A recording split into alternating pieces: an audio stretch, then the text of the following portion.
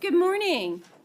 Welcome to this meeting of the Assembly Committee on Government Affairs for this 2025 legislative session. Will the Secretary please call the roll? Assembly members Carter, Present. DeLong, Present. De Silva, Here. Edgeworth, Present.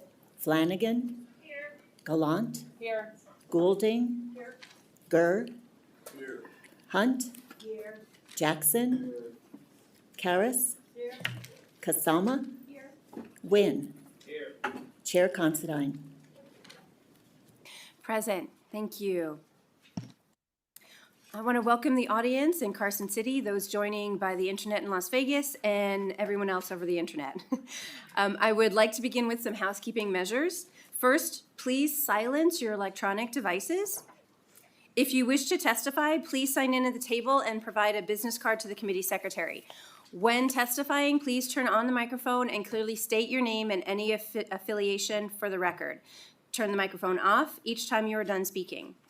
If you are providing handouts, please ensure that hard copies are available for members of the public.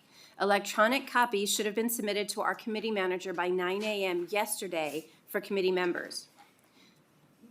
We expect courtesy and respect in our interactions during the meeting, even if we disagree with someone else's position. I encourage the committee members to ask questions and engage with the material presented. If you have any follow-up questions, please flag them for me so that we can ensure that we balance our time effectively during the meetings.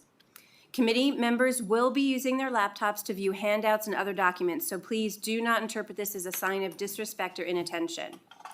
With that, let's get started. Today, we will hear two bills.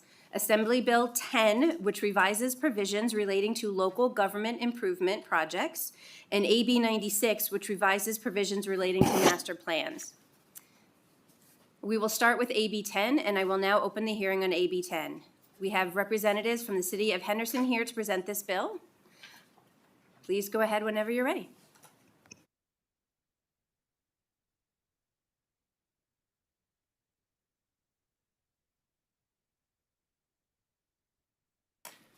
Good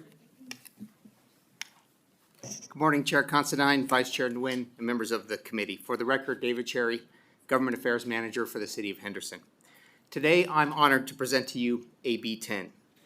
The Henderson City Council approved the submission of this legislation, which seeks to create a new tool that local governments can use at their discretion to repair or replace privately owned water and sewer systems in common interest communities.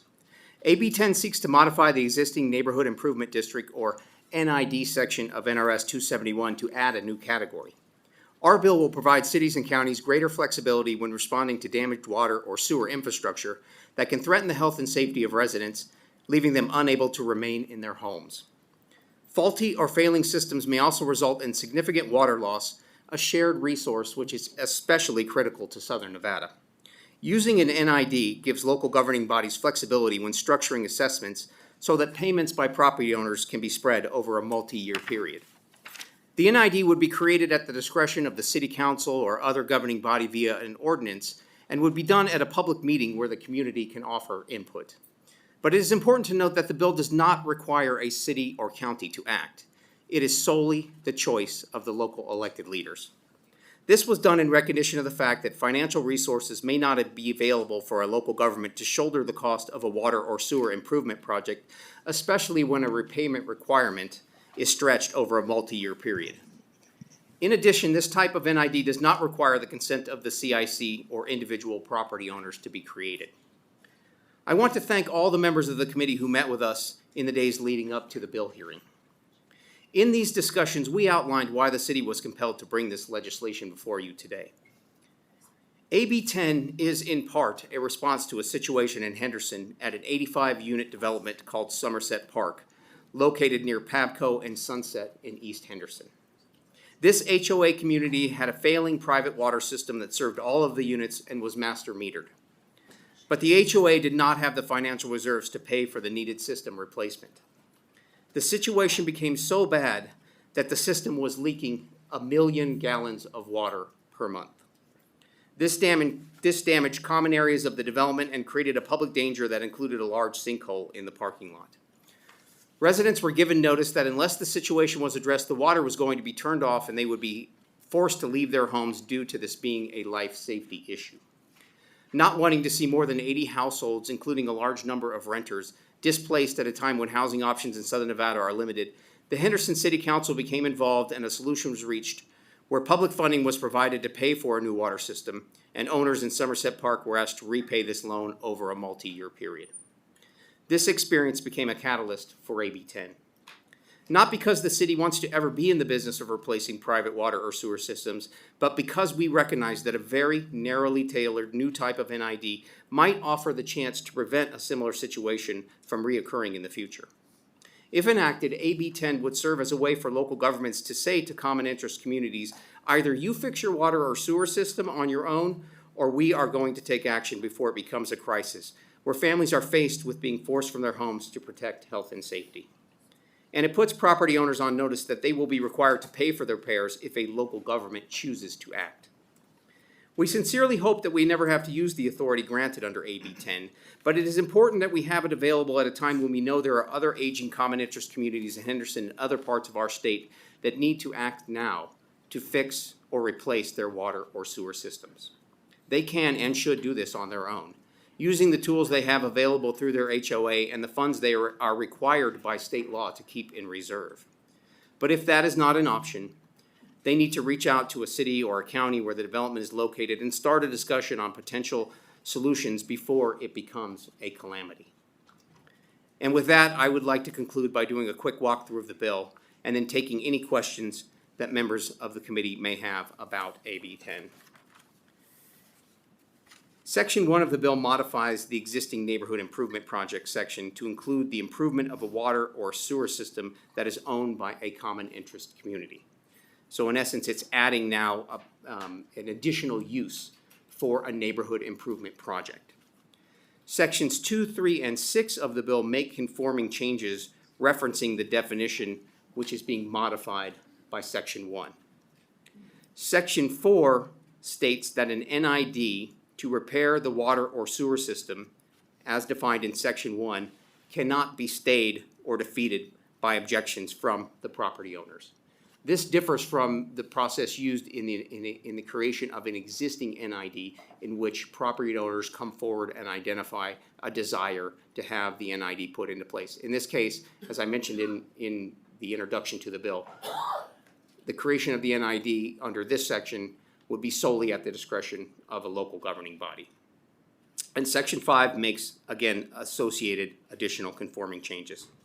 At this time, I'll be happy to answer any questions. I also have with me in Southern Nevada 2 of my colleagues from the city of Henderson. One, Ian Massey from our code enforcement section, and Wade Gochner from our city attorney's office. So if there are questions that I feel would be best answered, I would invite them to come up at this time and join me in addressing the committee. Thank you very much. Committee members, do we have any questions? I will start with Assembly Member De Silva. Thank you, Chair. Thank you, Mr. Cherry, for bringing this bill for our consideration. I have a question about leak detection systems. I think the number there, 1 million gallons, in a matter of a month. That's a huge number. I think there was also some conversation that there was a sinkhole that could have been created, with the amount of water that was coming out. So my question is, throughout not just Henderson, throughout the valley, water is a very scarce resource. Are there any leak detection systems in place where you could probably see a blip or something that would alert the city and local utilities that there's a potential, major or massive leak that's in place, and we could in an early fashion then address the situation? Yeah. Thank you. For the record, David Cherry, Government Affairs Manager, City of Henderson. In response to your question, in particular with the Somerset community, we know that we were aware of this over a prolonged period of time. We saw their water usage continue to increase. They were incurring a very large bill as a result of having that much water leaking from their system. So this was a conversation we had entered in long before we got to the situation where we needed to basically make that decision that this was a life safety issue that we could no longer continue to allow to go unaddressed. But in terms of a system that could detect a leak like that, I'm going to ask my colleague Ian Massey, who's in Southern Nevada, if he has, in his experience, it may be aware of systems like that that are in use, if that's a common practice. Or Mr. Gochner from our city attorney office, if he has experience that could help us answer that question. Yes, thank you, David. Ian Massey, Public Response Manager for the City of Henderson. So there are systems like that in place throughout utility systems. It really depends on the jurisdiction.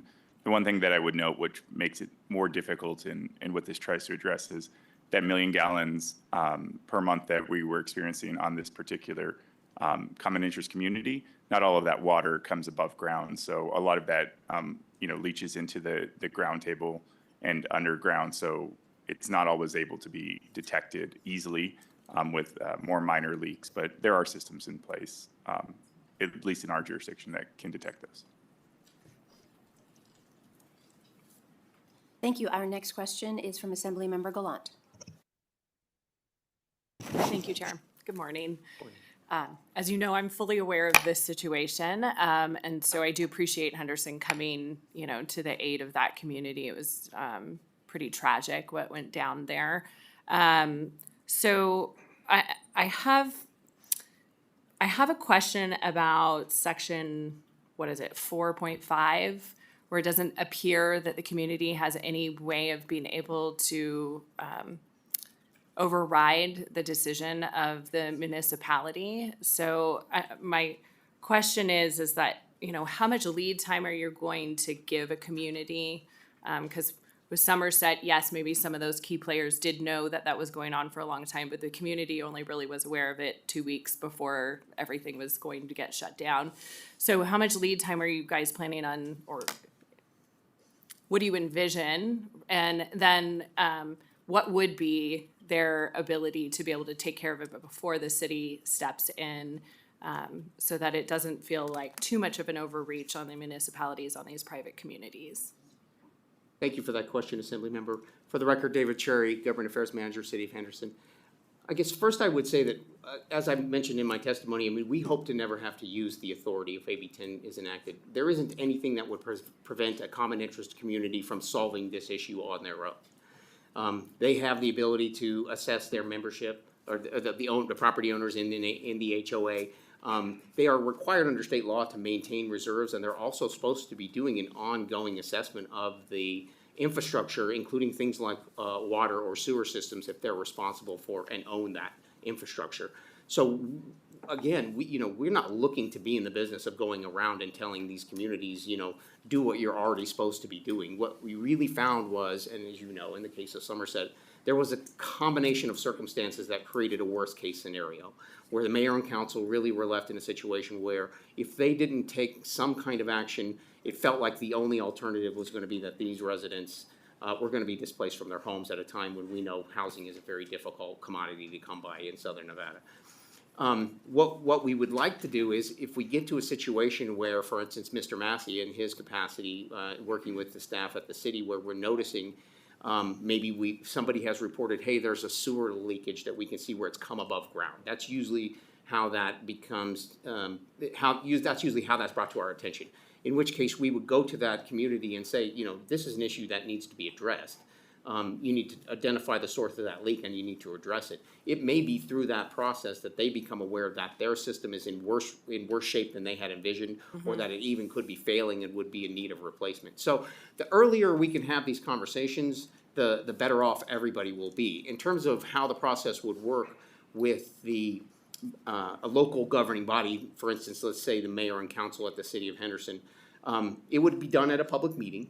So there would be the opportunity for property owners to be able to provide their perspective at that public meeting.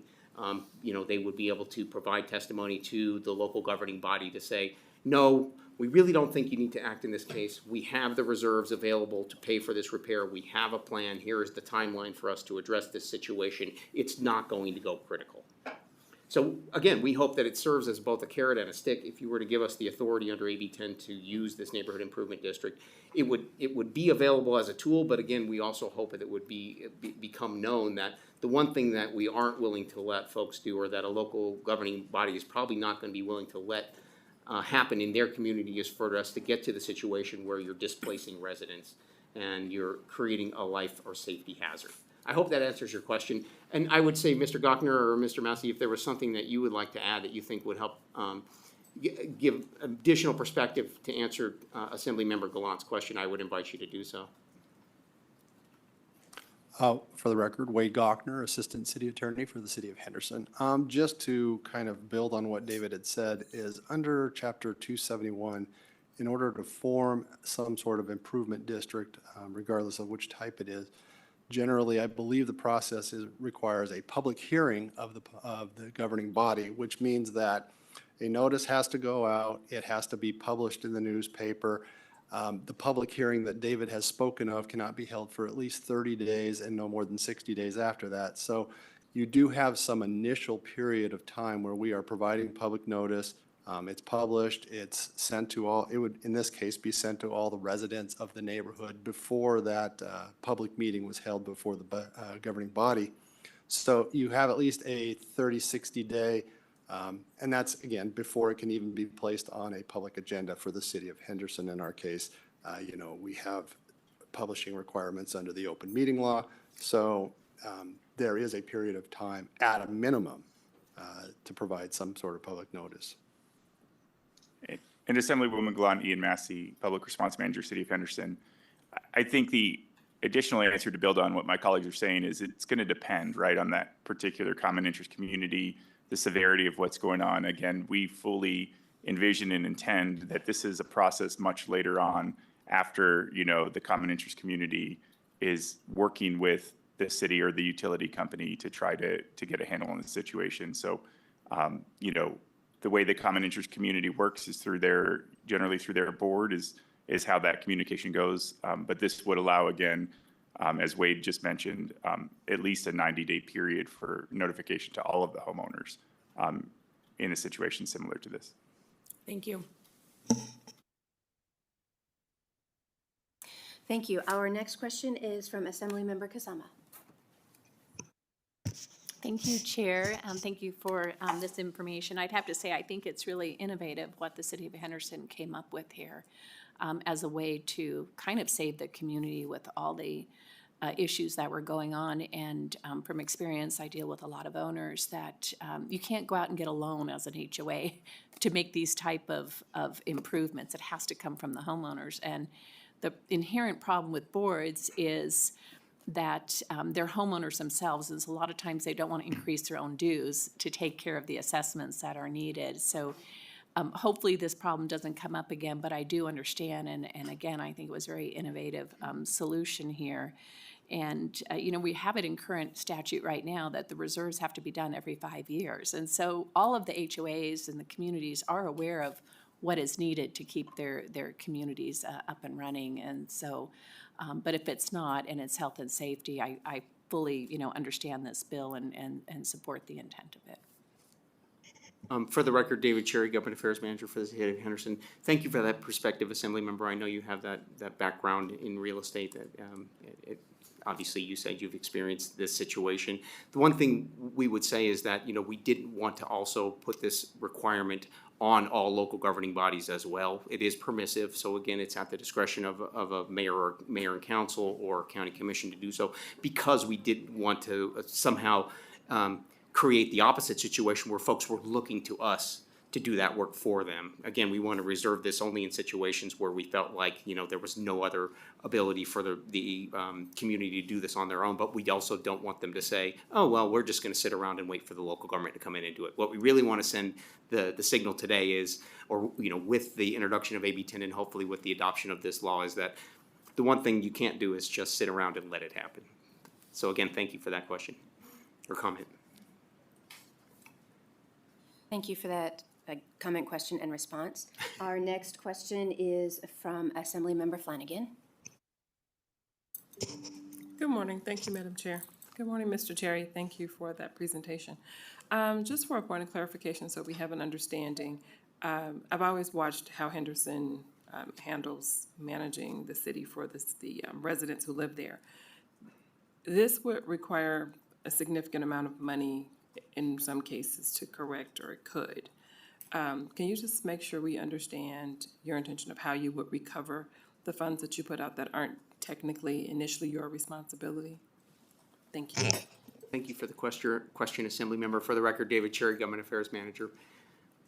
The assessment process, basically what would happen is the local governing body would enact this ordinance establishing the improvement project. It would lay out all of the elements there and would set the price for the project to be done. We would go out, we would assess the situation or work with the contractor to do the assessment to determine exactly what was needed in each individual instance where this was put into place. So the property owners would know up front, this is the cost we are facing. So in the example of Somerset, it was determined that it would cost somewhere in the range of not quite $700,000, which would then be divided equally among all of the property owners. In this case, there was about 85 units at Somerset, so each of them would have a share of that, basically, that they would be required to repay. So because these are taxpayer dollars, you are correct in saying that one of our responsibilities is to make sure that those monies are repaid, and that would be done through the assessment process. One of the things that having AB 10 in place would do would be to allow us, using the Improvement District chapter, NRS 271, is to work with the homeowners, to work with the HOA to kind of to structure this in a way that ensures that the money is repaid, but we can do it over a period of time, recognizing that any additional cost that a homeowner or a property owner is responsible for, affects their ability to, satisfy all of the financial demands that they may have in their individual lives. So we want to be respectful and recognize that, asking someone to pay that large assessment all at one time could make it very hard for them to do so. So we would want to see it structured in a way that gives them enough time to be able to pay it either on for instance, in the Somerset example, we're doing it on a quarterly basis over a 3-year period of time. We hope that provides enough opportunity for the property owners to be able to, meet that requirement. And I'm going to ask my colleague, Mr. Gochner from the City Attorney's Office. He is very experienced with assessments in the Improvement District chapter of NRS 271, and so maybe he can add a little bit more detail for you, Assembly Member, that can help you fully understand exactly how the assessment process would work to ensure that the local governing body is repaid, or in essence, the taxpayer is repaid, because remember, these are public funds. Yes, Wade Gochner, Assistant City Attorney for the City of Henderson. As Mr. Cherry stated in general, under Chapter 271, what happens is they form up a plan, an engineer comes in, he presents the plan to the city council that states how much the project is going to cost, how it's going to happen, and we go through that public hearing. At the end of the public hearing, the governing body passes an ordinance setting the assessments and setting the time frame. So it will set out the amount of the assessment to each of the homeowners. It will set out the time frame over which it will be paid. Generally, in the city of Henderson, in our improvement districts, we bill twice a year. And we have a company that does the billing and collections. So the bills, they get a bill twice a year for their assessment for the life of the assessment. Now, what happens in conjunction with the passing of that ordinance is there's also, as part of that ordinance, there is an assessment lien that is placed upon each of the properties. So there is a lien that's equivalent to essentially a property tax lien that is placed on the properties. If a homeowner, an individual homeowner, is unable to pay, there is in fact a process through NRS Chapter 271 on how those collections are happened. What happens is a list of unpaid assessments is brought before the city council by the treasurer of the city, which is our chief financial officer. Once that comes, they then give authorization to go to a sale where any unpaid assessment can be sold. And it's not that the property is sold. At the option of the city council, you can either pay you can sell just the assessment that is due, or you can accelerate the entirety of the assessments that are due in one swoop. If somebody at that public bid comes in, a purchaser can come in and pay the amount that's owed to the jurisdiction, and they get what's called a certificate of sale. And under the process, the homeowner in this particular case would have 2 years to redeem that property. That means that they have 2 years to come back and pay off the amount that that person paid, plus some interest that's provided under the statute. So we've got a process that goes through, and it gives them an opportunity, if they can't pay at that time, to come back and still have a couple years to pay back before anything happens. Now, if they don't make that, there's another process that goes through where whoever owns that certificate of sale has to provide a notice to the owner of the home that they intend to seek a deed against the home. They then have to wait 30, I can't remember if it's 30 or 60 days off the top of my head, I apologize for that, but it's some short period of time. Then they have to come back and say, I told you I really want to seek a deed, and they have to do this again in writing and have to be able to prove that they have provided this to the homeowner.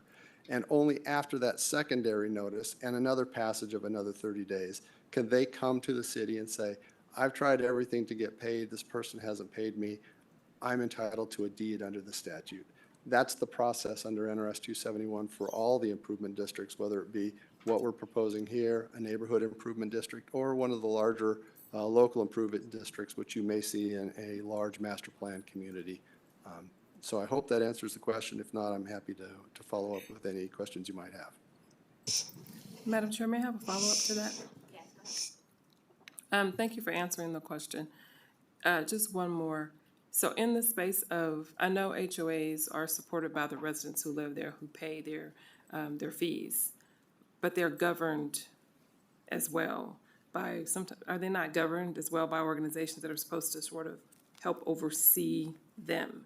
So then, is this lack of oversight and responsibility not also the fault of the body that's supposed to oversee? So is there any plan in this process where the recourse would come from that governing, or is it just all placed on the residents? Because yes, they do pay fees into a HOA, but a HOA that's poorly managed is not entirely the responsibility of the residents? Thank you. For the record, David Cherry, Government Affairs Manager for the City of Henderson. Thank you for that question, Assembly Member. I have limited experience in this area, but I am aware that there is a state ombudsman whose function it is to oversee common interest communities to ensure that they are meeting the requirements. We had talked about that there is in state statute requirements for HOAs to keep both money in reserve that's supposed to be used to pay for the ongoing maintenance, repair of the infrastructure that belongs to that community. And you're right, those reserves are generated through an ongoing assessment by the HOA on the property owners in the community. So it isn't necessarily the residents who may reside there, they may be a renter, but it's whoever owns that property pays that assessment on a regular basis. Those monies are supposed to be held in reserve. Sometimes an assessment, if the reserve has to be depleted to pay for a large investment, for instance, if they needed to replace the water system, they may put an additional assessment in place to regenerate the funds so that the amount they're supposed to be holding is kept at the level that's required for them to be able to take on whatever responsibilities there are. HOAs can be responsible for private water, sewer systems, streets, fences, gates, all kinds of things like that. So you're absolutely right. The bill does not really seek to address what seems to be if there is in fact an issue with the oversight at the state level. We're not trying to address that through this bill. This bill is, we try to be very narrow in our approach here. We said to ourselves, what is a situation that we're dealing with with the example in Somerset that we think that this could recur in not only in the city of Henderson but in other places as we see aging HOAs. As one of the other assembly members mentioned, her experience was that oftentimes tough decisions may be deferred because there's a cost to the residents. They're going to have to pay an additional assessment. They may be concerned what that impact would be. They aren't generating the funds necessary. So what we're seeing with AB 10 is that we're just trying to give local governing bodies like a city council or a county commission some type of tool to deal with a situation like a water or sewer system replacement, where we know that the result would be a life safety issue that would require, when the water is shut off, we can no longer allow folks to be in their homes safely, so we would have to have them displaced. Now, again, I'm going to do a lifeline here back to Southern Nevada, where I think that probably Mr. Massey or Mr. Gochner may know more about the state regulatory apparatus that's there to ensure that HOAs remain in compliance with whatever the requirements are in state law. And if you even wanted to speak to the structure of an HOA, how it governs itself, again, areas I'm not really experienced in, but they may have some more information for you that could help with your answering your question, Assembly Member. For the record, Wade Gochner, Assistant City Attorney for the City of Henderson. Unfortunately, I don't have a ton of experience with common interest communities and their regulation by the state. I understand what Mr. Cherry said is to be the fact, which there is a state ombudsman who oversees HOAs. I don't know whether there is a periodic reporting requirement for HOAs to provide financials to the state or not, and I don't know how often those would be reviewed by the state. But yes, anecdotally, I can tell you I know of many times where HOAs have been underfunded due to the fact that the board did not desire to increase the assessments or for whatever reason. But what the regulatory statute or framework is at the state, I'm unfortunately not able to say more than I know there's an ombudsman. I believe a member of the community could bring an action to that ombudsman who might then follow up. I do know that there is, I believe, the possibility for the ombudsman to actually take over or appoint something akin to a receiver for an HOA, should they be unable to act or unwilling to act. But that's about as far as I can provide an answer to you, Assemblyperson. Assemblymember Ian Massey, Public Response Manager, City of Henderson. I do believe the Ombudsman for Common Interest Communities down here in the South for this bill today, so she might be able to speak to that further. But yes, there is NRS 116 that governs the provisions of how that would transpire. As my colleague Mr. Gochner said, there is a court-appointed receiver in certain situations. But yeah, each situation within the common interest community is going to be different. Again, one of the things that you know, on this point for water and sewer systems, right? A lot of times HOA members, being a voluntary board for the most part, they can see everything above ground, right? They don't pay attention to things necessarily like the lines in the ground. It's nothing kind of attractive to talk at an HOA meeting about water systems or sewers. So a lot of times those are not necessarily intentionally left or forgotten about. It's just, again, how those boards are elected and re-elected and they change over. Sometimes that information does get lost. And in this particular situation, we had real estate professionals that are licensed by the real estate division that are community managers that, you know, that transfer of information, whether it was intentional or unintentional, didn't necessarily make it between those organizations or those companies. So hopefully that adds some additional insight. Thank you. Our next question is from Assemblymember Jackson. Thank you, Chair. Thank you for your presentation. I know this is like a worst-case scenario if HOAs don't step in and do the work that they're supposed to do. And I know Henderson is going to work with their residents and citizens, but I am concerned about the other municipalities and making that payment plan with the residents and the time frame on, you know, when they have to pay back those fees. So my fear is that, you know, municipality comes in, they make the repairs, and then they're wanting their money, you know, in 6 months, and that resident can't make that payment. Is there anything in the legislation stating like a time frame of when these residents have to pay back these fees? Thank you for your question, Assemblymember. For the record, David Cherry, Government Affairs Manager for the City of Henderson. In my reading of the bill, there isn't any type of specific requirement that lays out how a local governing body would have to approach that question of structuring the assessment. Just going back to the presentation and some of the previous discussion, I mean, doing this at a public meeting where the terms of the assessment would be discussed, the price would be known up front. Obviously, residents would have the opportunity to talk to the local governing body. We would hope that that would be the situation where they could, you know, express a desire to make sure that this was done in a way that was in recognition of the fact that, you know, a lot of folks wouldn't have the ability to just suddenly satisfy a very large assessment. So we would hope that because this is an action that's done at the discretion of the local governing body, that done through a public process where there is input from not only the members of that community, but the members of the community at large. I mean, anyone could come to this meeting and speak to this situation. So let's say you had family members who were aware of the situation as well. They could come and emphasize to the members of this local governing body, please work with these residents.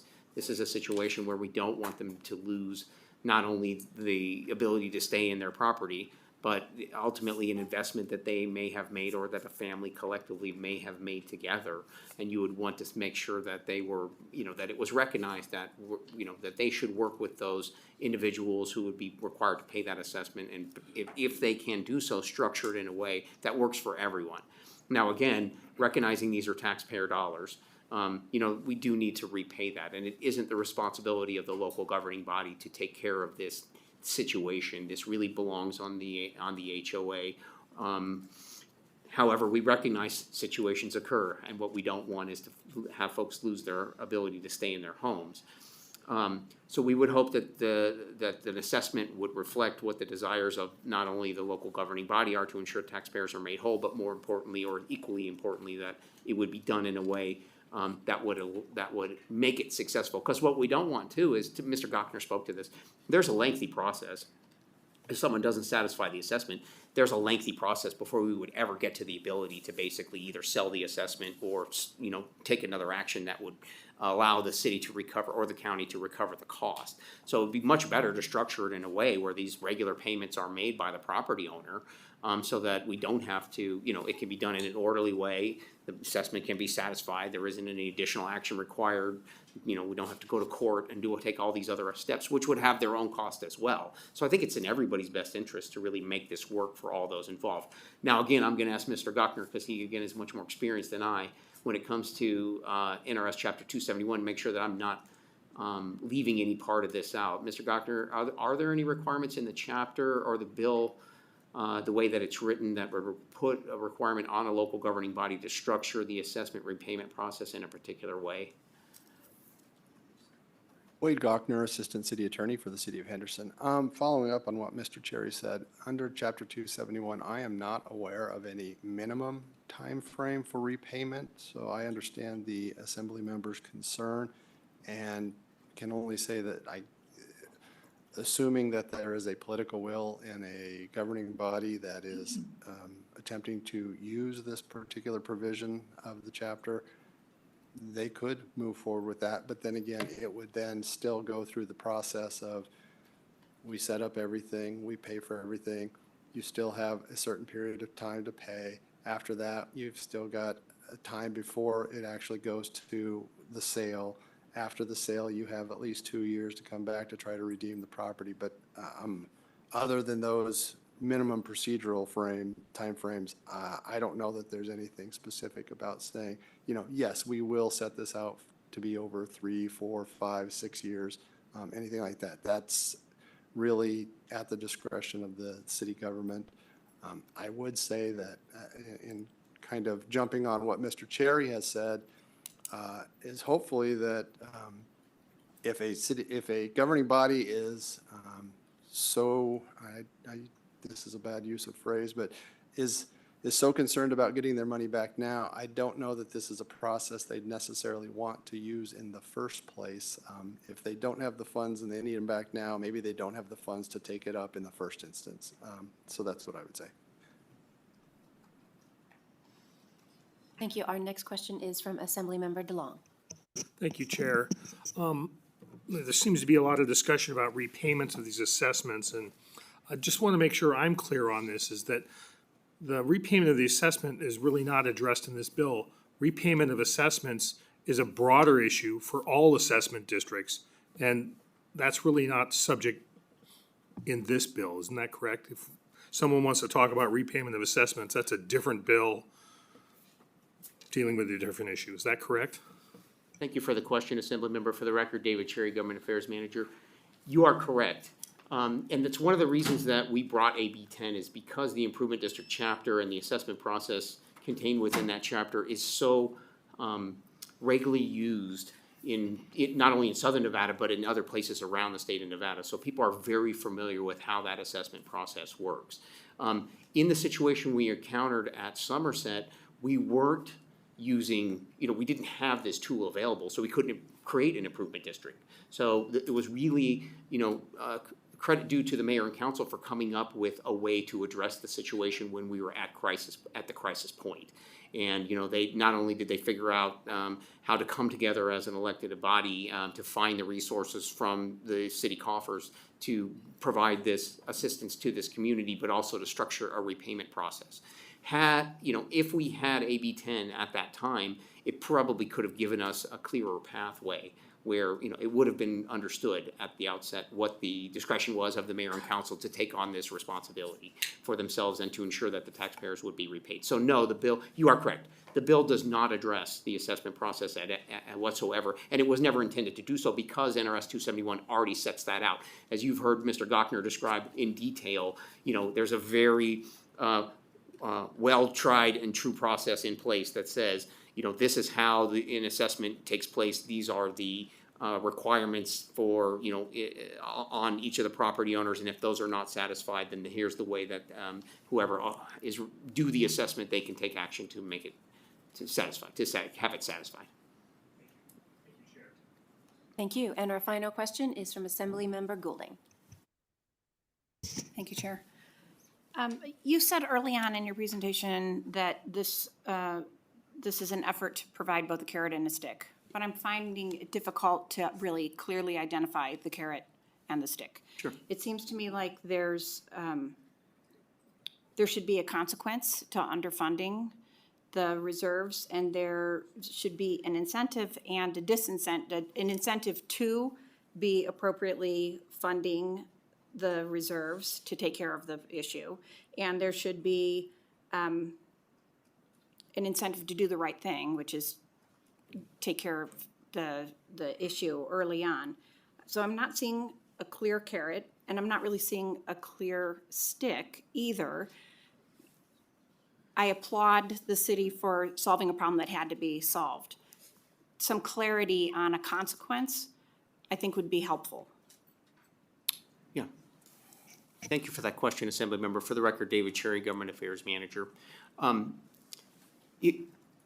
used the carrot and stick description because in this situation, the way I viewed it or the way we viewed it is that the carrot is to remind them that we don't need to become involved whatsoever. You don't necessarily want a local governing body to step in and have to do this. I'm saying this, if we were having this conversation, if you were the property manager for this HOA company or the HOA itself or these residents, to say to you, do this on your own. You can choose who the contractor was. You can figure out how to do the assessment. This is entirely within your ability to do this without the involvement of the local governing body whatsoever, or having this neighborhood improvement district placed on top of the HOA.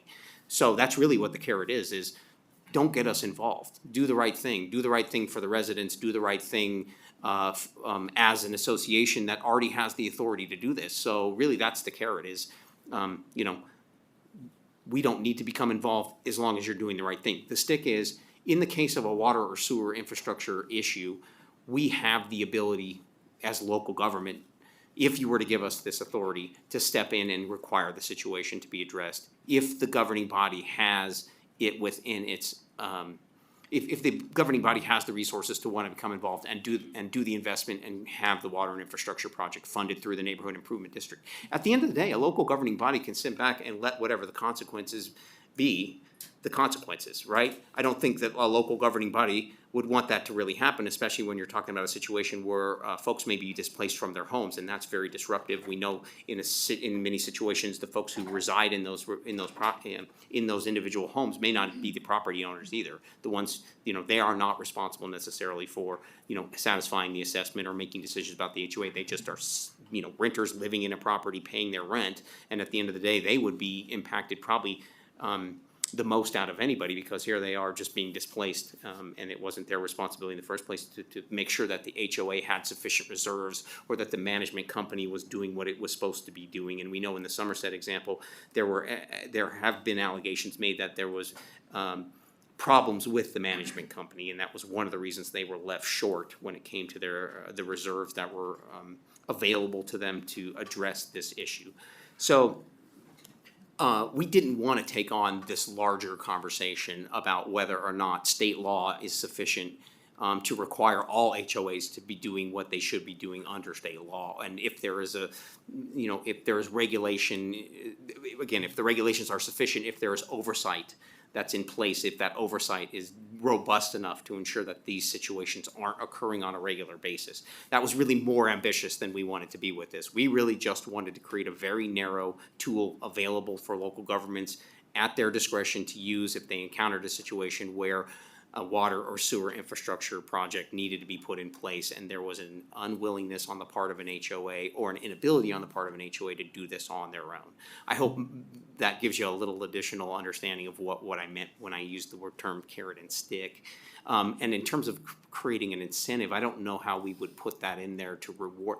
I mean, in some ways, the incentive is to have a well-run, well-functioning HOA community that isn't ever confronted with a situation where it gets to the crisis point. I mean, again, they should have the reserves. They should be doing the engineering reports on a regular basis to know where the vulnerabilities are and making those. It's kind of like your car, right? You can, if you do the regular upkeep, change the oil and all of those things, you're probably going to get a longer lifespan out of that vehicle rather than wait till the time when the mechanic says, unfortunately, I can't fix it, you're going to have to replace it. And the expense that comes along with that, especially if it's at a time when it's not advantageous for you to have to buy a new car. So maybe that's another way of looking at what the incentive for the community is to save the residents and the property owners money over the long term by doing the maintenance on a consistent basis, having the reserves available so that the local governing body didn't have to step in and say, all right, you don't have any choice in the matter. We're going to create this and it's going to be paid for. I understand that. I think that what my concern is that there's almost an incentive to say, okay, we'll just wait until the city swoops in. And I would hate to create a situation where there's an incentive to just wait until everything crumbles, knowing that the city's going to swoop in and take care of everything, and we'll get a bill at the end, and we've lost some control. But sometimes maybe an HOA would be happy to just say, the city will take care of it if we just wait long enough. And I'd hate to create a situation that's what would be a consequence of. Thank you for that comment, Assemblymember. Thank you very much. And that was our last question. So right now, we would like to move to testimony on the bill. Thank you so much. Testimony can be provided in person in Carson City, via video conference in Las Vegas, or over the phone. Further instructions for providing testimony on a bill can be found on the agenda. Each person will have 2 minutes to provide testimony, so please keep your marks to the point. We will do 15 minutes in support if needed, 15 minutes in opposition, and 15 minutes in neutral. So thank you for approaching. We will start with support testimony here in Carson City. Go right ahead. Morning, Chair, members of the committee. Warren Hardy, representing the Urban Consortium. For the newer members, the Urban Consortium is made up of the 5 large cities in Southern Nevada, Nevada, Las Vegas, Henderson, North Las Vegas, Reno, and Sparks. We're in support of this bill and having local governments have this overused phrase, tool in the toolbox. Thank you. Good morning, Chair and members of the committee. For the record, my name is Jennifer Berthiaume. That's Berthiaume, Government Affairs Manager at the Nevada Association of Counties, or NACO, whose members represent all 17 counties. We'd like to thank the City of Henderson for bringing this bill forward and for the flexibility that it provides to local governments. And so for this reason, we're in support of AB 10. Thank you. Good morning, Chair Considine, members of the committee. For the record, my name is Nick Schneider, Director of Government Affairs for the Vegas Chamber. We are here also in support of this bill as it serves as a backstop for maintaining our water infrastructure and keeping folks in their homes. Thank you so much. Good morning. My name is Wesley Harper. I'm the Director of Government Affairs for the City of North Las Vegas. Chair, Vice Chair, members of the committee. North Las Vegas appreciates Henderson's bringing this bill forward. We are in support. Thank you. Hi, Kathy Flanagan, representing the Las Vegas Valley Water District, and we are in support. there anyone else in Carson City wishing to testify in support?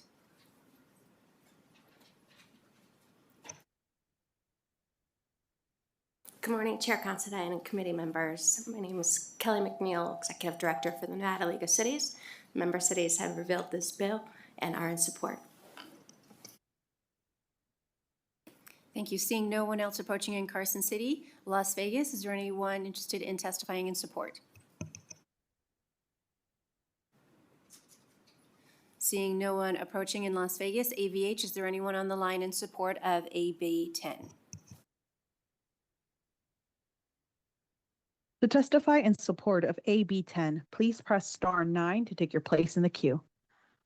Again, if you wish to testify in support, please press star 9.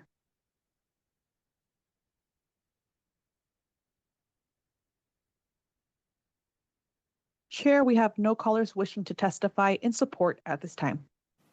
Thank you. We will now move to testimony in opposition of AB 10. Is there anyone here in Carson City that wishes to testify in opposition?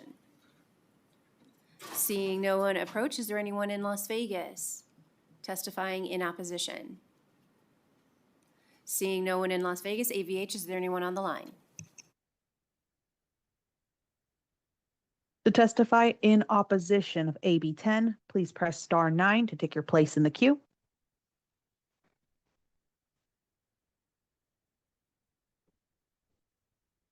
Again, if you wish to testify in opposition of AB 10, please press star 9.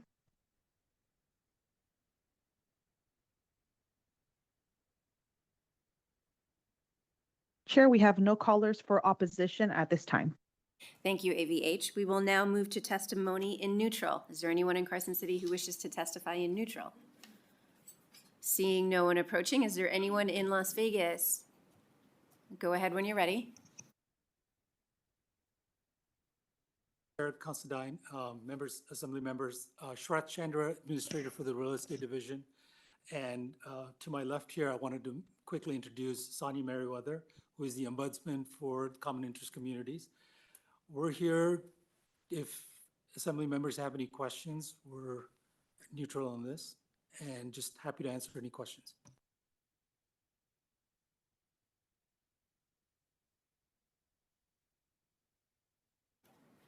Thank you. Is there anyone else in neutral in Las Vegas?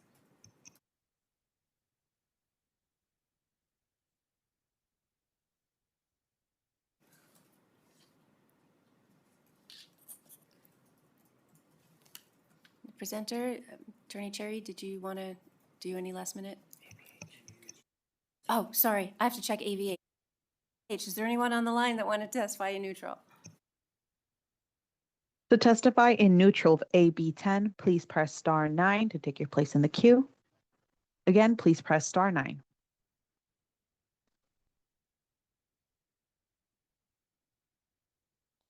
Chair, we have no callers wishing to speak in neutral at this time. Thank you so much. And would you like to make any last remarks? Thank you. For the record, David Cherry, Government Affairs Manager. I just want to simply say thank you, Chair, Vice Chair, members of the committee, for not only hearing this bill today, but for the very thoughtful questions that you asked both on during the committee hearing today, but in our private conversations as well. So we appreciate everyone's time. Thank you. Thank you. And I will now close the hearing on AB 10. And I will open the hearing on AB 96. We have Assemblymember Karras and representatives from the City of Las Vegas here to present this bill.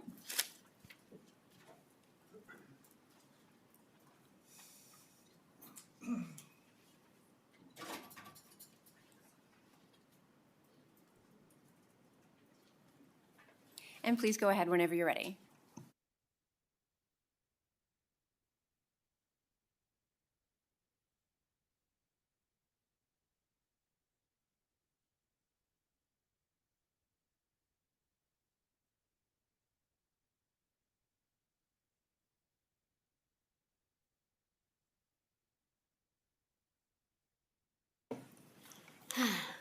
Good morning, Madam Chair and members of the committee. It's odd to be on this side. Okay. For the record, I am Assembly Member Venice Karras, representing Assembly District 10 in Clark County.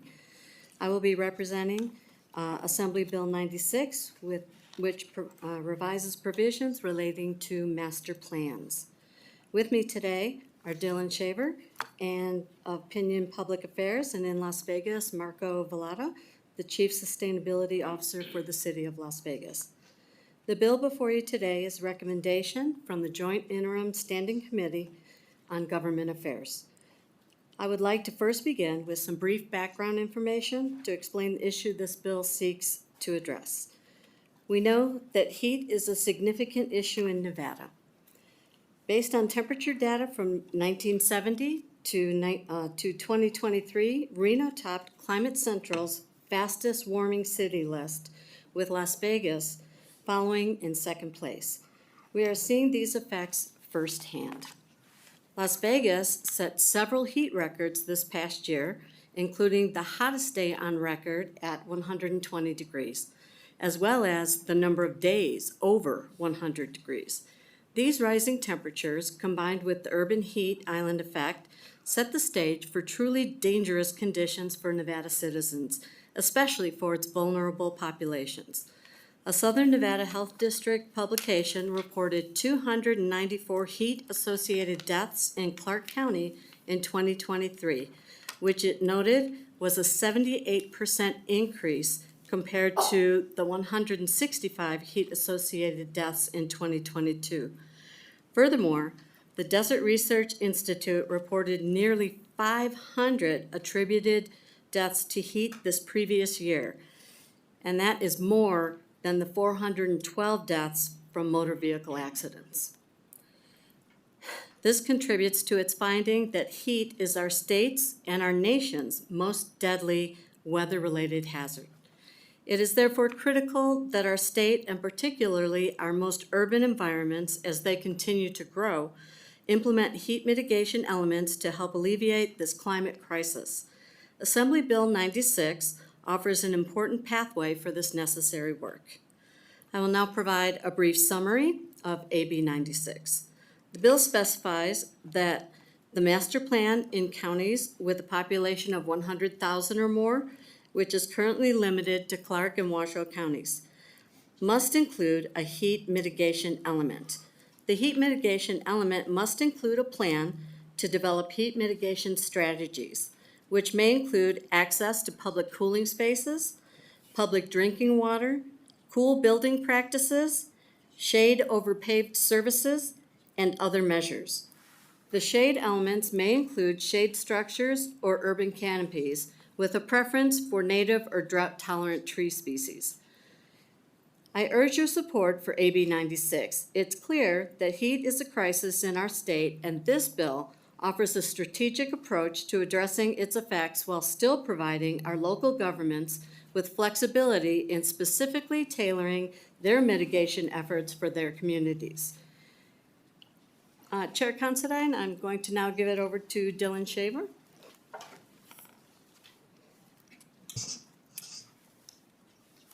Thank you so much. For the record, Dylan Shaver, Pinion Public Affairs, here today on behalf of the City of Las Vegas.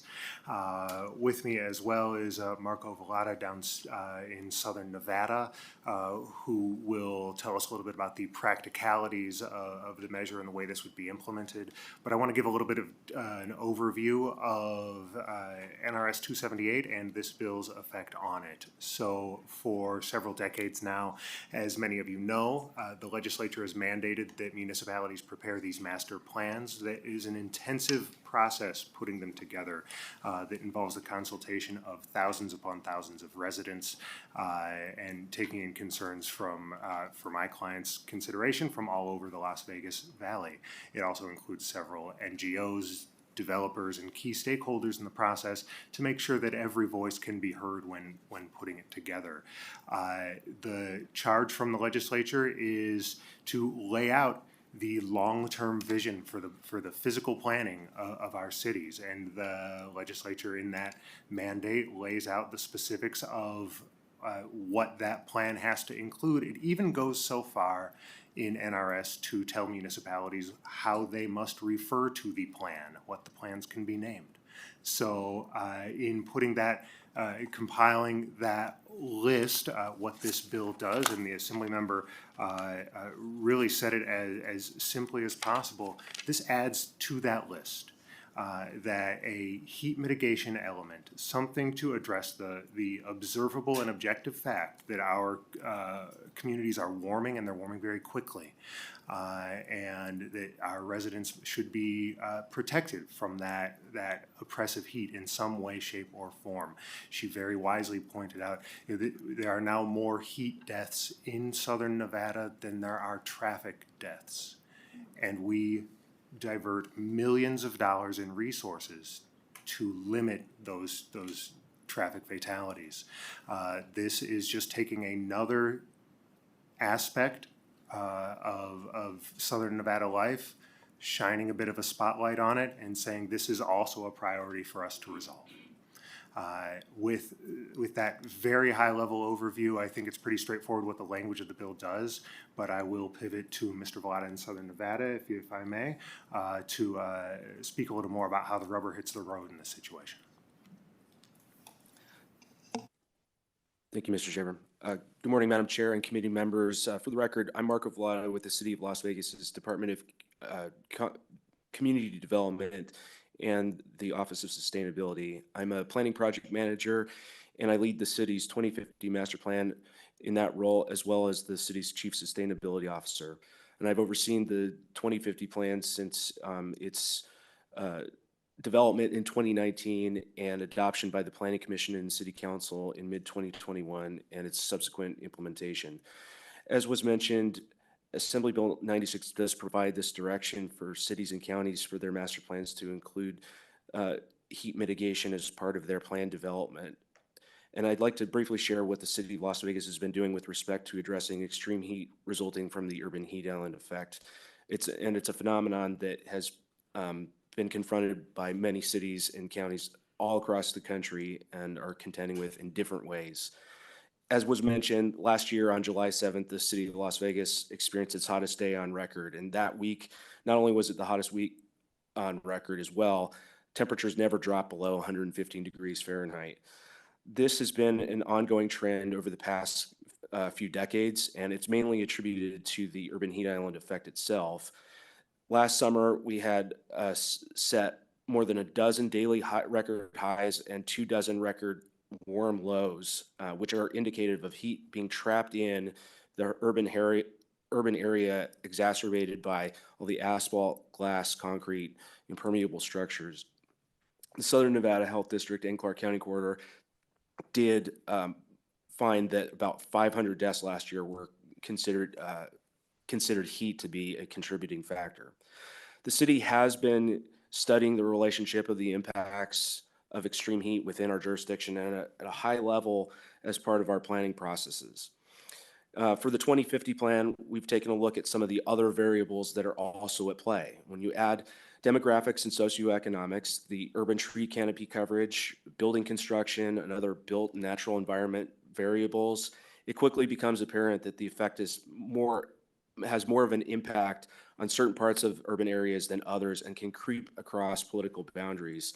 And in our case in particular, we found that neighborhoods immediately around downtown Las Vegas, including East Las Vegas, the historic West Side, the Charleston corridor, they have higher vulnerabilities and less capacity to adapt. With time and changing climatic conditions, including anticipated temperature changes increasing 2 to 8 degrees higher than average, other neighborhoods and local communities could get much worse, and that has that financial cost and public health toll that don't mention. We've been a partner and we've worked together statewide and regionally with DRI and the Southern Nevada Heat Lab, Clark County and the other cities in Southern Nevada, the Regional Transportation Commission of Southern Nevada to do extensive heat mapping. Similarly, in Northern Nevada, the University of Nevada, Reno and DRI recently released results from the Reno Sparks heat mapping project, similar to the one conducted in Southern Nevada by other state, local, and regional entities, and had similar findings about the impacts within McCarran Boulevard in downtown Reno, downtown Sparks, around the Sparks Marina and the airport. And while we know that the issues related to extreme heat exist, what lacks is this framework for addressing those impacts. For the city's 2050 master plan, we consider a range of issues in the conservation and safety elements that are required under NRS 278-160, and note the high sensitivity to heat. But what's ultimately up to each municipality is to address the response uniquely and in their own context that's geographically oriented from both a mitigation standpoint and from an adaptation standpoint. So the response in Las Vegas and Southern Nevada may be a little bit different from that of Reno, and the responses within the 215 belt might be different than those within McCarran Boulevard, as opposed to what might be happening in the Tahoe area or in other parts of Washoe County. So for the city, our most direct approach has been to continue planting drought-tolerant tree species in parts of the city that has greater impact. But there are other things that we need continued collaboration on and coordination as a result of this bill in Section 2. And in short, the bill will provide us some of that additional direction for the planning process, things related to sheltering and transit for public transit operations, additional structures in the public built environments, developing ways to reach out to other communities where heat is an issue, housing stock, and so on. With that, I'll turn things back over to Dylan and address any questions that you might have. Thank you. Thanks, Marco. Assembly Member Venice Cares for the record. I really appreciate, Marco, what you and the team that you have at the City of Las Vegas have done to get a head start at tackling this critical issue. I'd like to thank all of you, members of the committee, for your consideration of this important measure.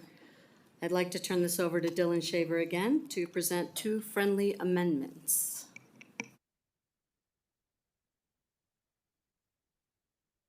Thank you, Chair Considine, members of the committee. Again, Dylan Shaver for the record. I apologize for not going into this the first time I spoke. There has been an amendment proposed. It is on Nellis, and I put it up on the screen for you here today. I believe it is from the Urban Consortium that makes two minor changes to the bill that we do not believe will affect its implementation should the measure pass. The first amendment is to Section 2, just removing the word shelter from the description of heat mitigation elements. That is done. We already previously referenced shade structures and things of that nature. That is done because in the planning community, the word shelter can have multiple meanings, and we just want to make sure that we have this really refined to what the scope of the bill is intended to address. The other change is in Section 5 on the effective date of the measure, moving from July 1st of 2025 to July 1st of 2026. As you heard earlier, right now the City of Las Vegas is implementing its 2050 master plan. These are very long-range documents, and we do not believe the addition of an extra year will be in any way detrimental to the bill itself. So we appreciate the other municipalities coming forward with their interests here and are happy to adopt in the bill, if the chair sees fit, the amendment before you today. Thank you very much. We will now move to questions from committee members. Our first question comes from Assembly Member DeLong. Thank you, Chair. I appreciate the presentation, quite thorough, particularly Marco's discussion about what the City of Las Vegas is doing with regards to addressing heat mitigation in its current plan. And I know the City of Reno has something similar. And it seems like the City of Las Vegas is very forward-thinking in how they're dealing with this, which begs the question, why do we need the bill if it's already being done? Thank you so much for the question, Assemblymember DeLong. And I think that's an important question. Because if you zoom out and look at all of NRS 278, you would look back and you'd see a document that said that at some point in time, the legislature wanted municipalities to account for trolley coach lines in their master plans. These are very wide-ranging documents indeed, and the legislature imposes, as I mentioned earlier, even what municipalities are allowed to call them, and so it is kind of a good question. Why are there many provisions in NRS 278? From the municipal perspective, I think what is very helpful in the planning process, and then I'm going to kind of pivot to Marco to walk us through that a little further.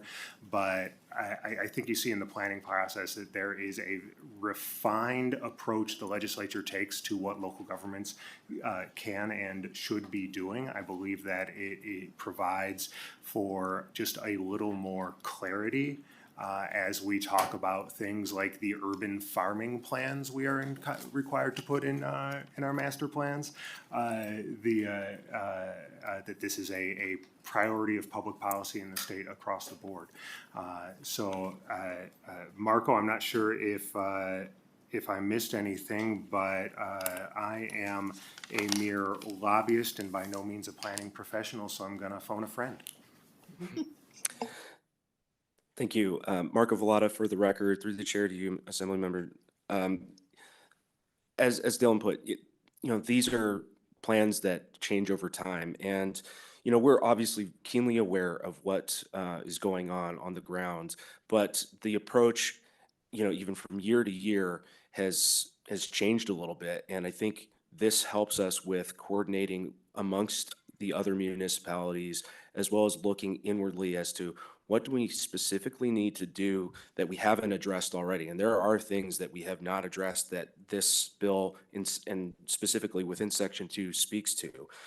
Having those public cooling places and coordinating when do we activate them? When do we need to do community outreach when we know in the forecast there's a week of extended extreme heat? What do we need to do to make sure that, if the grid suffers any type of loss, if air conditioning goes out, how do we get to people to make sure that they're safe, and how do we provide people who are out in the community either working or commuting, where can they go to seek refuge if they need refuge? Those are types of things that we speak of at a very high level right now, but this will help us with more in-depth study on other things that we can do, and quite frankly, look at some of our other peer cities across the region. The city of Tempe, Arizona, has their own heat mitigation office. City of Phoenix, the same thing. Those are things that we haven't approached in Southern Nevada yet, and having this plan, this specific element in place might help us push towards other types of mitigation strategies that will help our constituents. Thank you. Our next question is from Assemblymember Jackson. Thank you, Chair. So there's a street called Nellis in unincorporated Clark County. It's not in the city of Las Vegas. This streets get very hot. There's no trees. If it's Fahrenheit of 110 degrees, it could easily get 120 degrees, 130 degrees, which is dangerous for anyone to be out on the streets. Does this planning proposal identify those critical heat islands and unincorporated areas? Thank you so much for the question. Again, Dylan Shaver on behalf of the City of Las Vegas for the record. The bill itself allows for that. To Assemblymember DeLong's point, some of that work is already occurring. And between DRI's work in Southern Nevada, the Regional Transportation Commission also sort of commissioned a citizen study on the issue. And we are seeing exactly that Nellis corridor and other areas sort of Central going into the northeast side are disproportionately affected by the urban heat island effect. The bill itself then says, okay, well, now what? How are we going to address this issue? And I think to your point, it provides very clear direction to the county, the city, and everybody else involved. You have to look at this and you have to develop a plan to how you're going to mitigate these concerns. Thank you. The next question is from Assemblymember Flanagan.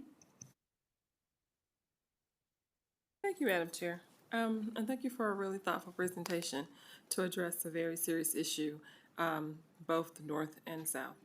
I am from the southern portion.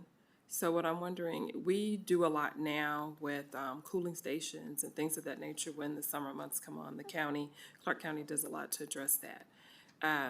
This is master plan communities, and I think I heard you just say it will spill on to the streets as well, because I want to make sure I'm understanding, is this within master plan, like neighborhoods, housing, or is this as a whole so that it gives all the spaces connected to master plan communities some type of refuge, some type of cooling options? That is a very excellent question. Again, Dylan Shaver for the record, and gets to something I referenced earlier about the use of terminology in the planning process. So a community's master plan, like the city of Las Vegas is master plan, applies to the entirety of the city's corporate boundary, just like the Clark County's master plan would apply to the entire geographic shape of the county. That is separate from what you would picture when I would say the phrase master planned community. You're sort of thinking of a planned development with a strip mall with anchor tenants and then building around it and there's a school here and all that. This applies to the entirety of the community. Thank you. And you also mentioned in your presentation the historic West Side, which is far from being a master plan community, but there are master plans within 100 plan, things of that nature that are intended to revitalize that area. Does this play into that? Because it's not a master plan community, but it is certainly a urban heat island that is on fire. Thank you for the question, and I'm going to defer to. Oh, you are. This is Dylan Shaver. Thank you for the reminder, and I am going to punt that question all the way down to Southern Nevada because Mr. Vallada, actually, I believe, was the quarterback on the Las Vegas 2050 planning process. And can talk more specifically to the interplay of the current master planning efforts in the area you reference, as well as the bill itself. Thank you, Assemblymember. Marco Vallada, City of Las Vegas, for the record.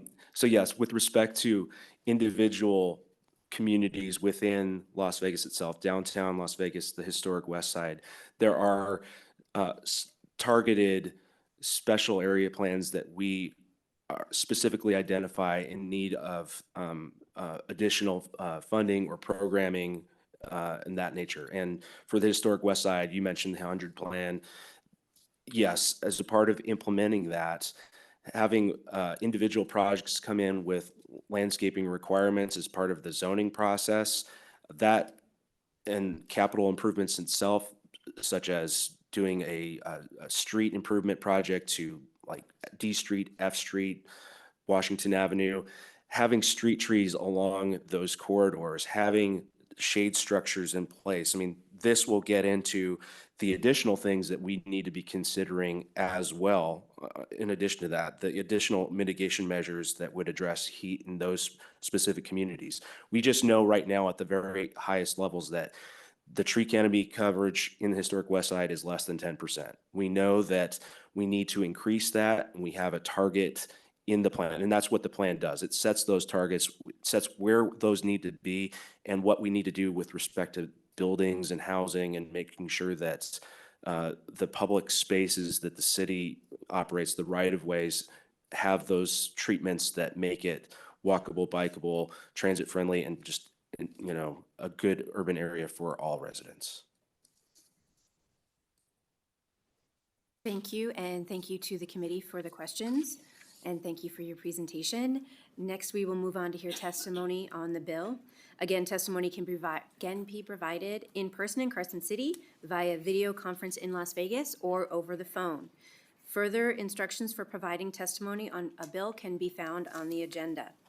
Each person has 2 minutes to provide testimony, and we will stick with the 15 minutes for support, 15 minutes for opposition if necessary, and neutral. We will start with Carson City in support, and please step up to the table and begin when you're ready. Good morning, Chair Considine. Again, Warren Hardy, representing the Urban Consortium. I want to thank Assemblymember Karras for accepting those amendments that make the bill more clear and more easy to implement for the cities. And if I may just use my last 1 minute and 45 seconds to address Assemblymember DeLong's question, because it's a very important question from the perspective of the Urban Consortium. We don't generally, we understand and recognize the legislature has the authority to act in any manner that impacts the cities.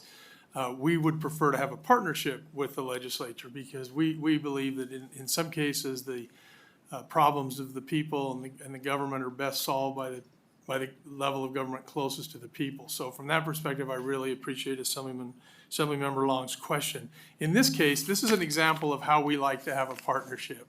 The legislature feels this is a very important issue, that it needs to be addressed and that it should be addressed rightfully and appropriately at the local government level. So this kind of, I'm going to call it a 30,000-foot policy perspective for the legislature to say, local government, we need you to look at these things, consider these things, implement these things, is a really good example, in my opinion, of how the partnership between local government and state government should work.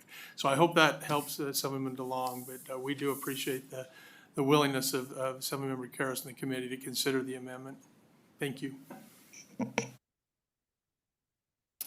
Thank you, Chair, members of the committee. Just wanted to echo Warren Hardy's statements. Can you please state your and spell your name? I'm so sorry. Nick Ciccone, City of Reno Government Affairs Manager. And I also wanted to thank the sponsor for allowing us and amending her bill through a friendly amendment. Thank you very much.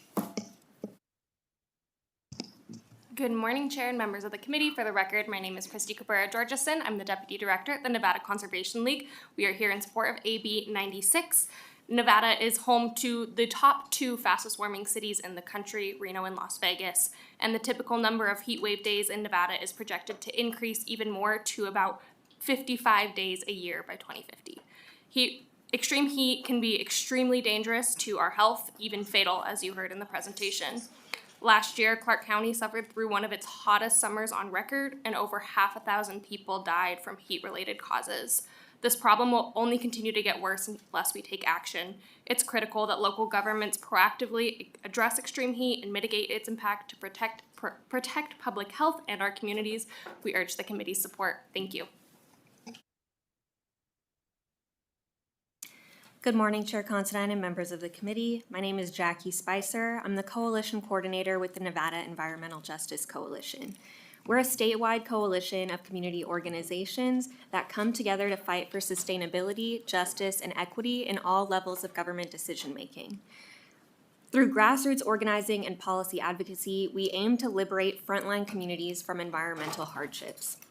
Today, I stand before you with a deep sense of urgency and unwavering support for Assembly Bill 96. This bill is not just about infrastructure, but it's about protecting lives in the face of skyrocketing temperatures and extreme heat with a multi-jurisdictional approach. Nevada is the epicenter of our nation's extreme heat crisis, and when every heat death is preventable, 491 deaths in Clark County are unacceptable. This silent killer strikes hardest at our most vulnerable populations, including our elders, children, low-income families, those without shelter, and individuals with pre-existing health conditions. We cannot afford to stand by while more lives are put at risk. This bill offers life-saving solutions from similar initiatives in cities like Phoenix that have demonstrated strategic urban planning, including tree canopy expansion, can significantly reduce urban temperatures and improve community health outcomes. By integrating heat mitigation into urban planning, we can directly address the heat island effect and create cooler, healthier communities. These shaded areas in our communities will not only provide relief from scorching temperatures, but also enhance the beauty and livability of our neighborhoods.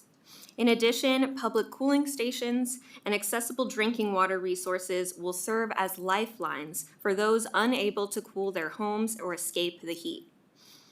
It's also important to note that the language of this bill is flexible enough. Sorry, that's been 2 minutes. If you could please wrap it up. Flexible enough that counties are not limited and in their approaches. So thank you for your time and for the dedication to the people of our state.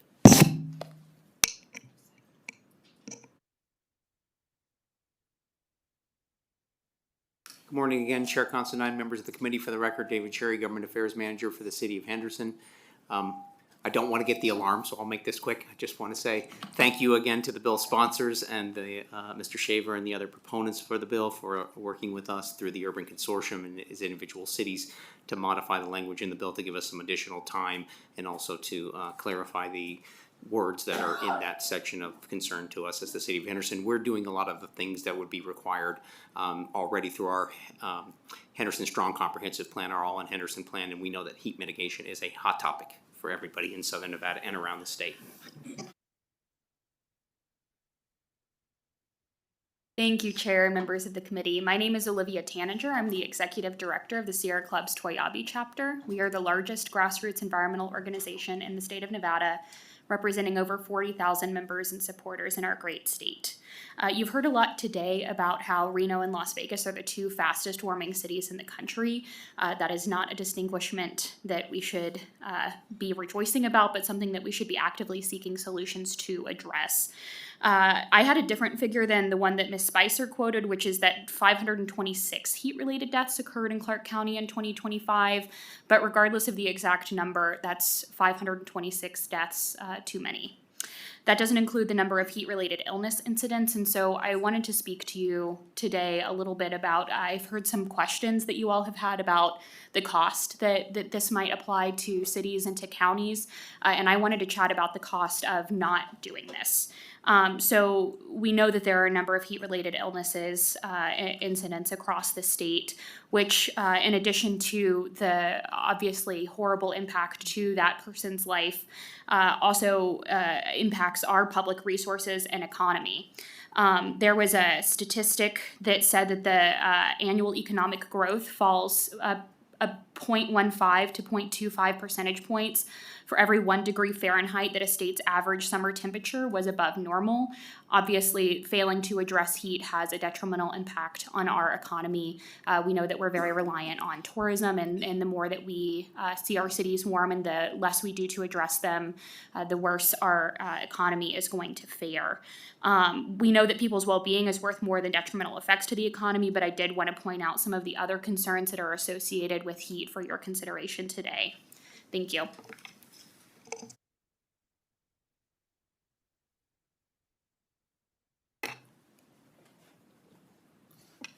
Good morning, Chair and members of the committee. For the record, my name is Tara Webster, T-A-R-A-W-E-B-S-T-E-R, and I'm the Policy Manager for the Progressive Leadership Alliance of Nevada. I am here in support of AB 96. I will mirror those who testified before me and emphasize that Reno was recently redesignated as one of the fastest warming cities in America, with Las Vegas falling next in line. Research has shown that across the U.S., low-income neighborhoods are more likely to be hotter and have fewer green spaces than their affluent counterparts. In our state, marginalized groups, including seniors, communities of color, and our unhoused neighbors, face disproportionate impacts from extreme heat and urban heat islands. Heat stress is the leading cause of weather-related deaths, and prolonged exposure to high temperatures significantly affects human health. It can worsen underlying conditions such as cardiovascular disease, asthma, lead to fatigue, increased aggression, and negatively impact mental health and even increase the spread of some infectious diseases.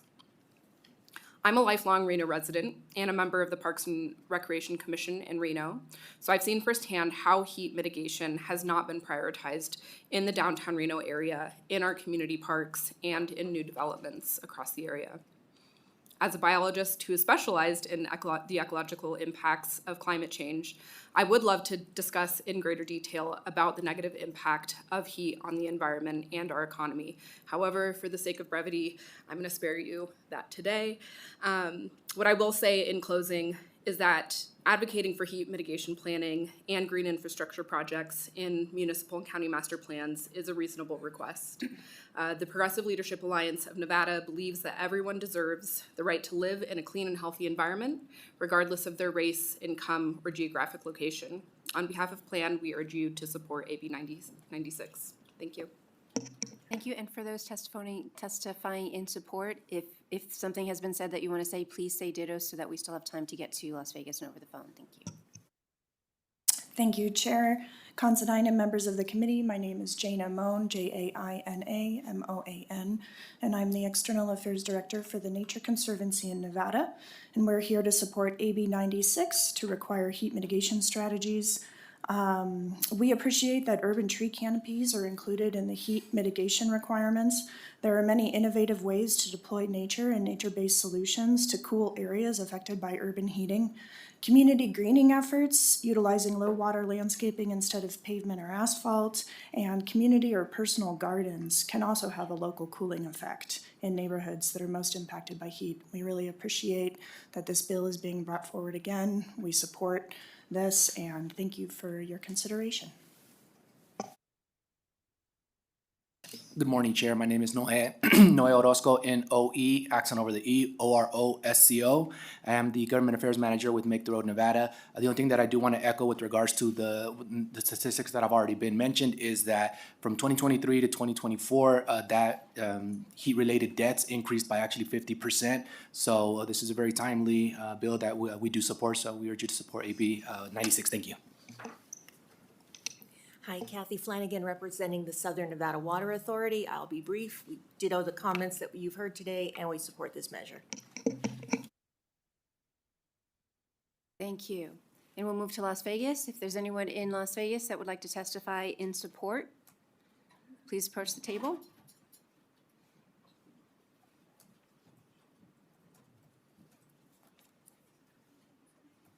Please go ahead when you're ready. And again, if someone has said what you are about to say, please say ditto or we agree. Morning, Chair Considine and members of the Government Affairs Committee. For the record, my name is Jolena Walker. I am the State Policy Director for Make It Work Nevada. We are a reproductive justice organization and part of the Nevada Environmental Justice Coalition. And we are testifying in support of AB 96. Planning for the well-being of the future generations is the goal of any good parent or guardian.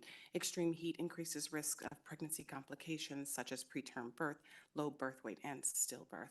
These complications are caused by climate change, environmental racism that disproportionately affects Black women and families.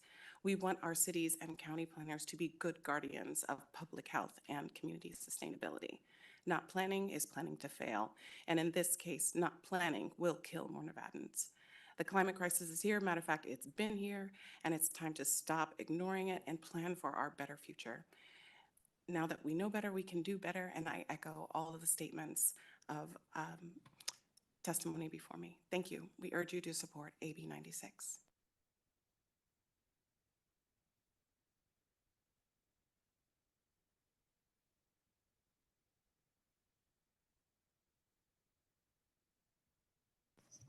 Hello, good afternoon. My name is Salvador Dewar, and I'm a constituent of AD5, and I'm a small business owner, and I specialize in landscaping and lawn care. As a local gardener with 4 years of experience in native plant enthusiast, I have walked across many communities in the Las Vegas Valley, and I've seen firsthand how different neighborhoods have adapted to rising temperatures, drought conditions, and water conservation efforts.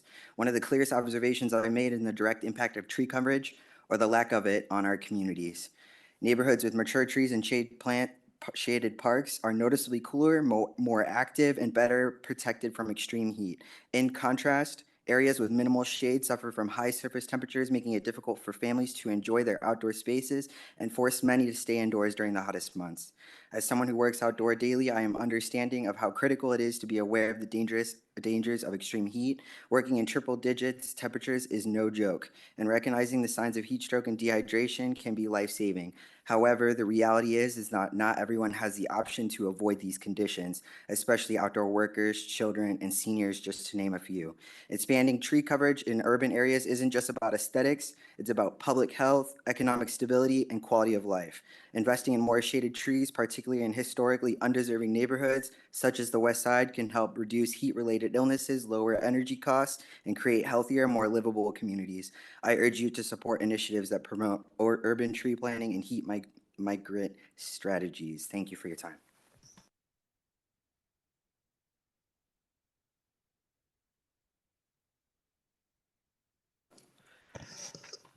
Hello, everybody. My name is Robert Garcia with Make the Road Nevada. I'm just going to do a quick ditto on the previous comments as well, but also be able to provide translation for the following people that are monolingual Spanish speakers.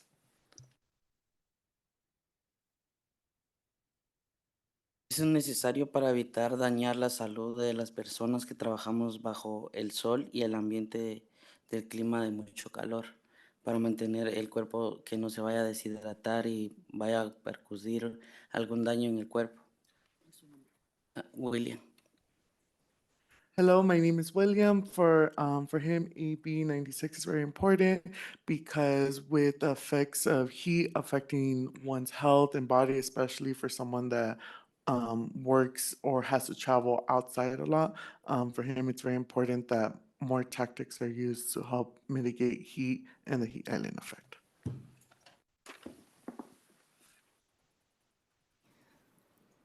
I will extend the time to make sure that we can get the rest of the folks in Las Vegas and on the phone, and then provide that time for any opposition to be equal. Thank you. Hola, mi nombre es Julia Velázquez y estoy aquí para pedirles que voten por sí a favor de AB 96 porque tenemos una gravedad con el clima. Es muy grave para los niños porque hay muchos niños que si andan en el bus, les puede afectar en la piel, el calor, es un golpe muy fuerte de calor. Yo especialmente se los digo porque yo ando en el bus, yo trabajo, pero me manejo por el bus y sí es muy fuerte el calor para uno de adulto y es más peligroso para los niños. Entonces les agradecería que voten por AB 96. Hello, her name is Julia Velasquez. For her, it's very important to have this within the planning, especially she travels through buses as well as for youth that are sometimes having to use public transportation, having more input in providing technology to help fight against heat mitigation will be really helpful. And she wishes for y'all to support AB 96. También les pediría que si podrían poner como un poco más de sombra en las paradas de los buses y poner un poco de más de bebederos de agua potable para que los niños y las personas mayores puedan beber de ahí. She wanted to add on that please, within this, if it'll be providing more support in providing water fountains as well as more shade areas for youth, that will be very important to her as well for this bill. Muchas gracias. Thank you so much. Buenos días, mi nombre es Elizabeth Sánchez. La razón es porque yo quiero y estoy votando por la AB 96, son las razones por la cual votar a favor de que podamos tener lugares de enfriamiento, como ya lo dijeron esas personas en las áreas de bases, en parques, porque son muy escasos las sombras, los árboles. Entonces, en mi caso, yo tengo a mi niña, ella sufre en tiempos de calor, ella no puede salir a lugares ciertos porque no hay enfriamiento, no hay parques donde pueda ella refrescar o algo porque ella sufre mucho de la piel. Le salen eczemas por el tiempo de calor, se le reseca su piel. Entonces tiene que usar ciertos tratamientos para que pueda ayudarle para mejorar en su salud. Entonces, las razones son esas por la cual queremos parques, barrios donde en verdad estamos escasos en esa parte de enfriamientos. Hello again. My name is Robert Garcia. Her name is Elizabeth Sanchez. For her, what was very important for this bill is we voted yes on, especially she has a daughter that oftentimes during the heat, these heat waves come to her daughter very tremendously, and she suffers from eczema, and that flares up during the heat. And it's very hard to find areas where they could cool down or stay cool or have more shaded areas because a lack of those mentioned before. So for her, it's very important that voting yes for AB 96 because to her, it's very important to find these solutions to help fight the heat, especially during the summers. Hola, buenos días. Mi nombre es Elizabeth Sig y estoy abogando por AB 96. Como madre de 3 hijos, veo la importancia de que incluyan más áreas verdes para poder tener un poco de espacios verdes para disfrutar con los niños, ya que sabemos que Nevada sufre de un calor extremo y que pues no hay algún lugar donde uno pueda acoger a los niños y más en el tiempo que ellos están fuera de escuela. Okay, hello, my name is Robert Garcia. Once again, for the record, her name is Elizabeth Velasquez, and for her, what's very important as being a mother of 3, it's very important to have solutions, especially having more green spaces and providing areas where youth like her kids could go, especially during the summertime where school's out and there's not enough areas to stay cool or not enough areas to do activities. So to her, it's very important to vote yes on AB 96. Thank you.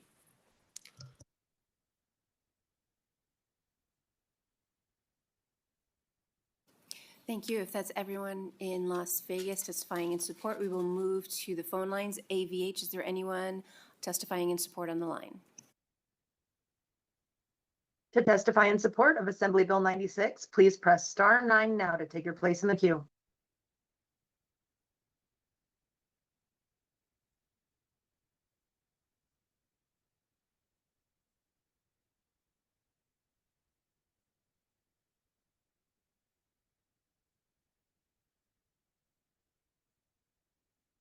Caller, you are unmuted and may begin.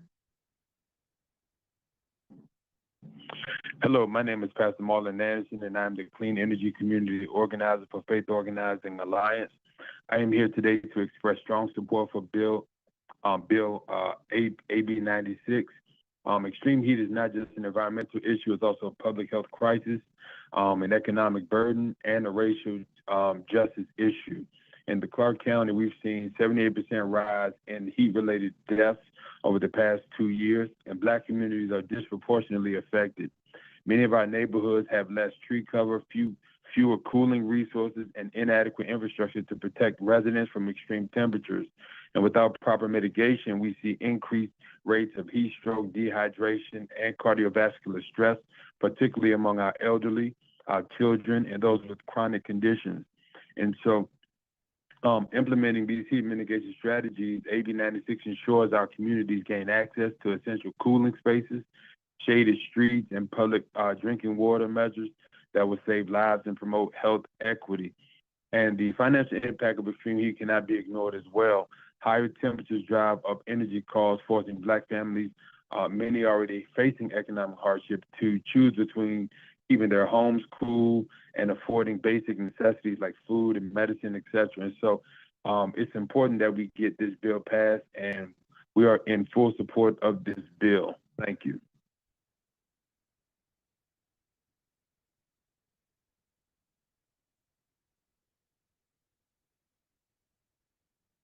Good morning, Chair and committee members. For the record, my name is Matilda Miller, Government Relations Director of Native Voters Alliance Nevada, and we're members of the Nevada Environmental Justice Coalition. We're in strong support of AB 96, and I echo the sentiments of my colleague. If we're talking about brass tacks, this bill asks for the bare minimum. This is about smart government, responsible planning, long-term cost savings, and keeping Nevadans alive. We urge this committee to support AB 96. Thank you.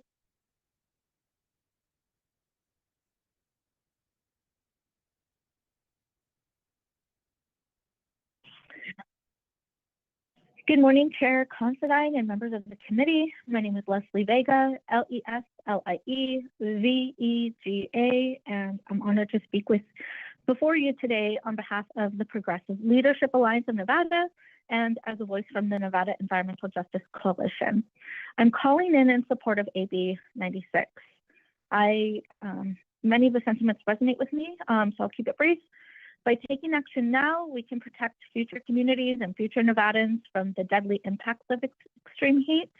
While neighborhoods like mine may not benefit from AB 96, we have an opportunity to learn from deadly experiences, and implement protections to ensure that no one is left behind.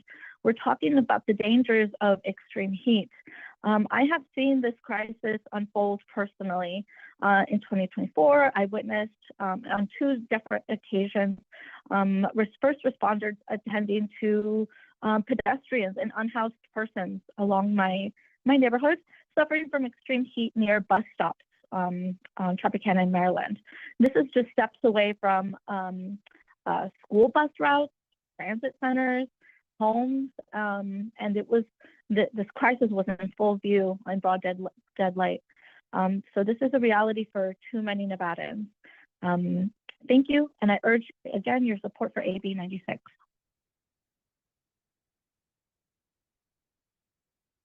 Chair, there are no additional callers to provide support testimony. Thank you.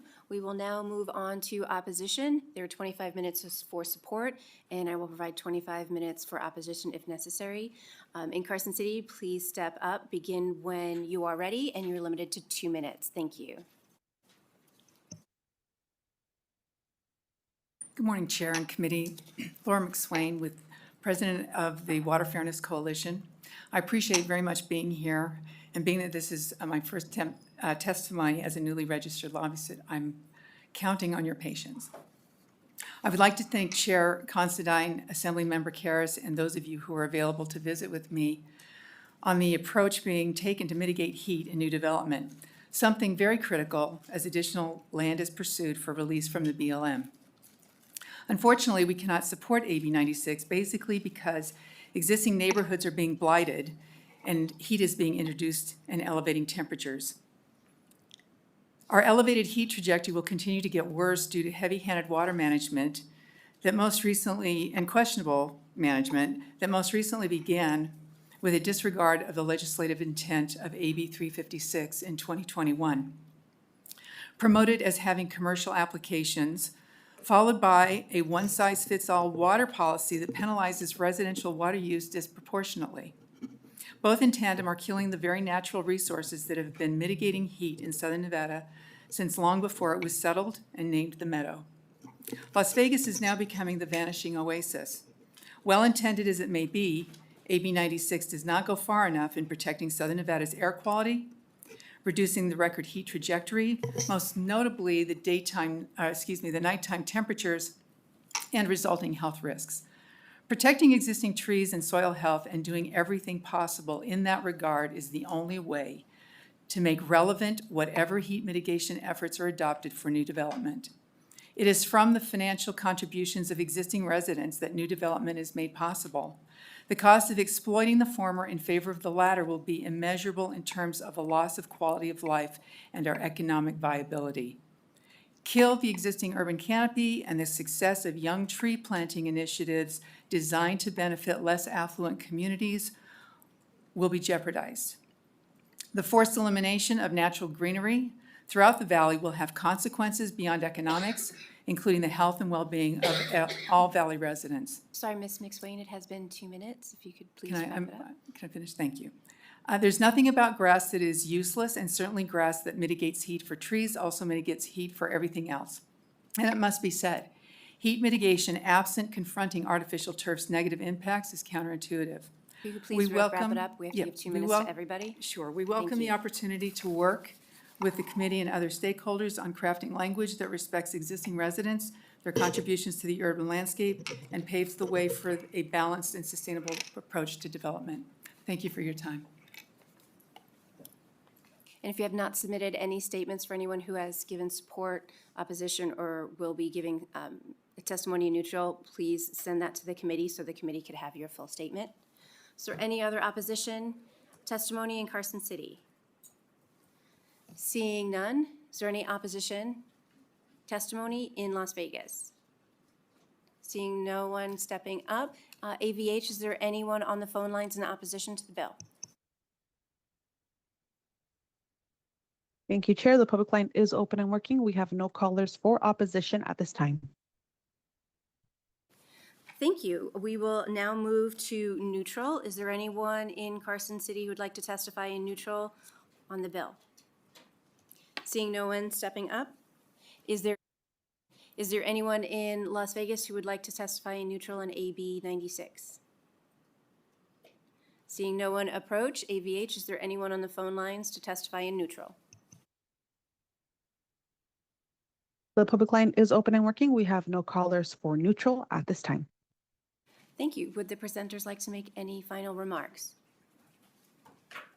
Please go ahead when you're ready. Chair Considine and members of the committee, I'd like to thank you for your time in thinking about this wonderful bill I love.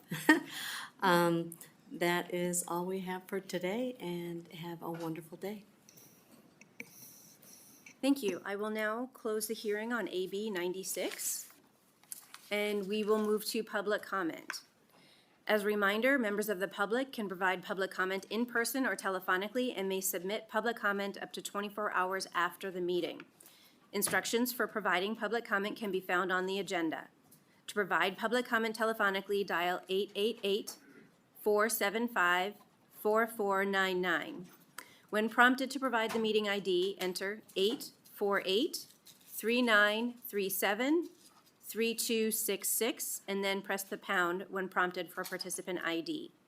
Each person will have 2 minutes to provide testimony. You may also submit written testimony, written public comment to the committee up to 24 hours after the hearing.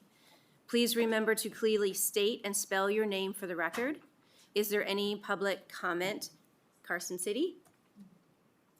Seeing none, is there any public comment in Las Vegas? Seeing none, AVH, is there anyone on the line for public comment? To provide public comment, please press *9 to take your place in the queue. Again, press *9.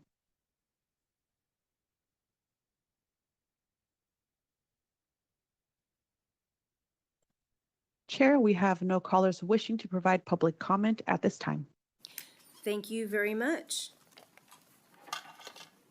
The next meeting will be Wednesday, February 19th at 8 a.m. in room 4100. This concludes our meeting for today. The meeting is adjourned. Thanks, Chair.